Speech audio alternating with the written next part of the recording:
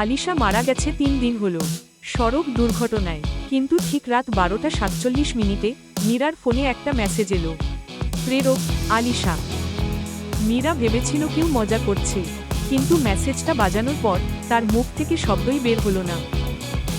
Voice মেসেজে আলিশার গলা দুর্বল আর অদ্ভুতভাবে বিকৃত।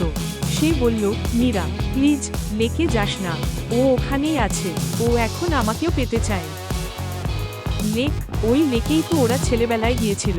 একবার আলিশা পানিতে ডুবে যাচ্ছিল, মীরা ওকে বাঁচিয়েছিল। তাহলে আজ সে বলছে ও সেখানে আছে। পরদিন আবার মেসেজ, আলিশার গলা এবার আরো ভয়াবহ, ও এখন আমার পাশে দাঁড়িয়ে আছে, এবার তোকেই ডাকছে। মীরার ঘরে যেন অন্ধকার নেমে এলো। সে ফোন ফেলে দিল। সকালবেলা পুলিশ এসে দেখল বিছানায় মীরার নিথর দেহ। ফোনটা মেঝেতে পড়ে আছে। স্ক্রিনে একটাই লেখা, নতুন মেসেজ প্রেরক মীরা। সময় রাত 3:13।